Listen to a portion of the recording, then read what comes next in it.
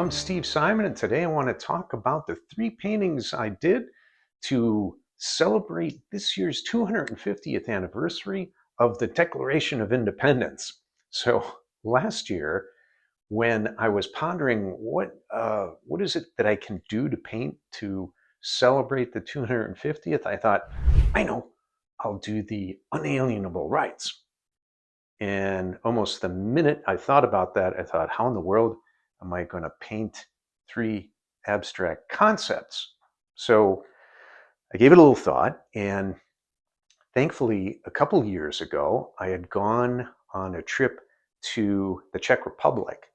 And while I was in Prague, I visited the Alphonse Mucha Museum, which is right on the central square of Prague. And he's a very inspirational artist to me. I've never painted in any kind of Art Nouveau style like he employed back in the early 20th century. But as I was walking through this museum, in one of the rooms was dedicated to these four very famous paintings that he did that depict the four seasons. And I was really moved by these pieces, and I thought it was remarkable that with just theatrically posed women and natural elements, mostly flowers, sort of oversized flowers, he was able to very wonderfully depict these relatively abstract concepts of the four seasons, right? The four seasons aren't objects that you can paint. They're just ideas, right? So as I was thinking about what does life, liberty, and the pursuit of happiness mean, I thought, I'm going to utilize some of Alphonse Mucha's ideas to get this point across. So I adopted the use of the women in the pieces, of flowers, natural elements, and this sort of Art Nouveau style of framing and Art Nouveau elements and stylistic structures. So Mucha was also a genius at the use of color. His use of color in paintings is just spectacular.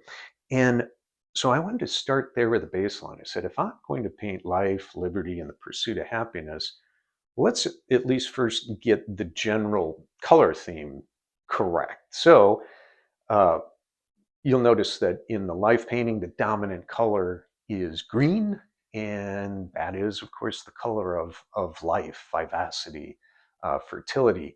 The color of liberty is perhaps not as obvious, but the default color for liberty has become, think the blue-green patina of the Statue of Liberty. So that is the dominant color in the liberty piece. And of course, the dominant color for the happiness piece would be yellow, the color of sunshine. So with that as the baseline, I started off on this project, and then started working on doing a lot of sketching to compose these pieces. Did a lot of research to try to determine symbolism. What are the symbols of life, liberty, and the pursuit of happiness? And tried as best as I could to incorporate those into coherent compositions. So in the first painting, Life, for example, I'm going to start with the Egyptian Ankh. The Ankh is an ancient Egyptian hieroglyphic symbol, often referred to as the key of life. It represents both mortal, earthly existence and eternal life. The cosmic egg is a widespread mythological motif found globally that symbolizes the creation of the universe, the source of all life, and limitless potential. The tree of life, similarly, is a universal archetype found in all kinds of cultures and religions. It represents the interconnectedness of all life, the cycle of birth and rebirth, and the connection between the earth and the heavens. The butterfly symbolizes profound transformation, rebirth, and personal growth. Its life cycle mirrors the human journey of shedding limitations, enduring uncomfortable periods of change, and ultimately emerging as a stronger, more beautiful version of oneself. In some cultures, the deer is a profound symbol of life, regeneration, and vitality. This meaning stems from the annual shedding and regrowth of their antlers, which many ancient traditions associate with the cyclical, ever-renewing nature of life. Rounding out the animal references, the turtle is also a profound universal symbol of life, representing longevity, resilience, and the grounding energy of Earth. In various Native American traditions, the turtle plays a role in creation myths, with its shell symbolizing the earth itself. Now, each of the three paintings also feature two different sets of flowers, again, each with their own symbolism. So over here in the life painting, we have the peony throughout, and also in Lady Life's hair over there. Now, the peony is a symbol of life because it's a symbol of the endurance of life, or long-lasting life. And the reason for this is interesting. Peonies bushes are known to be able to live for 100 years or more. So they are this symbol of the endurance of life. Next, we have the lotus, a symbol of life, resilience, and spiritual awakening, especially in Eastern cultures. The lotus roots itself in deep, murky mud, but pushes its way through dark waters to bloom into a pristine flower. We also have the cornucopia, representing the universe's infinite generosity, agricultural vitality, and nature's cyclical ability to renew and nourish. And similarly, the pomegranate represents life, rebirth, and fertility across many cultures. Its significance largely stems from its physical makeup. The fruit's thick, protective skin guards hundreds of vibrant, juicy, seed-filled pockets. Lastly, rounding out this panel, Lady Life wears an emerald pendant, its green color once again symbolic of life. Well, almost the last thing. We have to include water and the sun also, two things that are required for life on this planet. Moving on to the unalienable right of liberty. First, we have the compass, which represents independence, personal freedom, and the ability to chart your own course. Moving across the top of the painting, the key stands as a profound symbol of liberty, primarily stemming from the French Revolution, when the main key to the infamous Bastille prison was captured and gifted to George Washington, representing the triumph of freedom over oppressive tyranny. Now this is interesting. The large elm tree in the background is a reference to the famous Liberty Tree that stood in Boston near the Boston Common. It was planted in 1646. 120 years later, in the decades leading up to the Revolution, the Liberty Tree became the gathering spot for protesters of the Stamp Act, the first public show of defiance of the Crown. Other protests also gathered here, and before long, towns across the colonies started naming their own Liberty Trees. During the siege of Boston early in the Revolutionary War, the British cut down the tree and burned it. When the Patriots reclaimed the city, they erected a liberty pole at the site of the felled tree.